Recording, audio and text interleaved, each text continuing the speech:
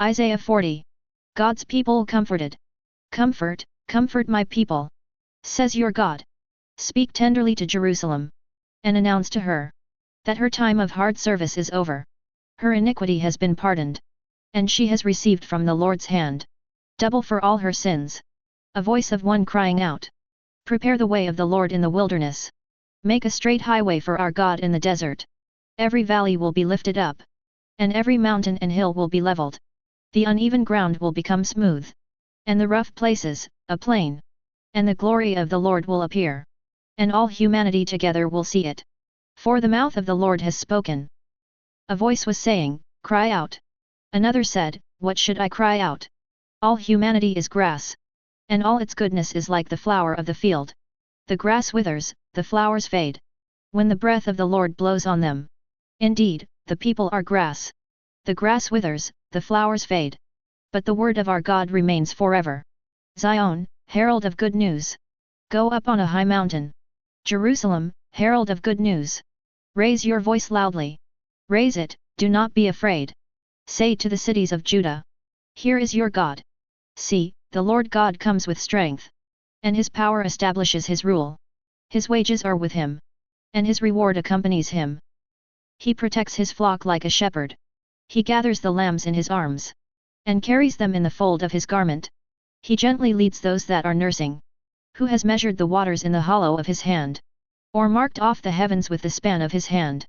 Who has gathered the dust of the earth in a measure, or weighed the mountains on a balance, and the hills on the scales? Who has directed the Spirit of the Lord? Or who gave him counsel? Who did he consult? Who gave him understanding, and taught him the paths of justice? Who taught him knowledge, and showed him the way of understanding? Look, the nations are like a drop in a bucket. They are considered as a speck of dust on the scales. He lifts up the islands like fine dust. Lebanon's cedars are not enough for fuel, or its animals enough for a burnt offering. All the nations are as nothing before him. They are considered by him as empty nothingness. With whom will you compare God? What likeness will you set up for comparison with him? An idol?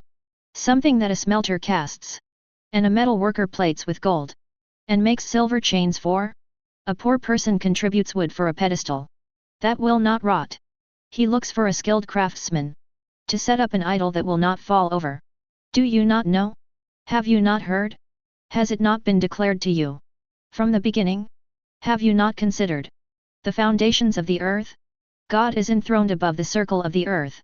Its inhabitants are like grasshoppers. He stretches out the heavens like thin cloth, and spreads them out like a tent to live in. He reduces princes to nothing, and makes judges of the earth like a wasteland. They are barely planted, barely sown. Their stem hardly takes root in the ground.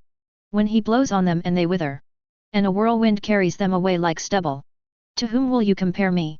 Or who is my equal, asks the Holy One. Look up and see. Who created these? He brings out the stars by number. He calls all of them by name. Because of his great power and strength, not one of them is missing. Jacob, why do you say?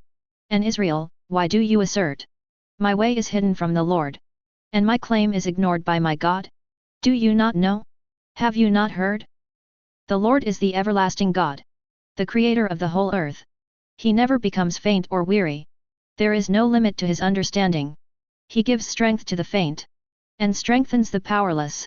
Youths may become faint and weary, and young men stumble and fall. But those who trust in the Lord will renew their strength. They will soar on wings like eagles. They will run and not become weary. They will walk and not faint.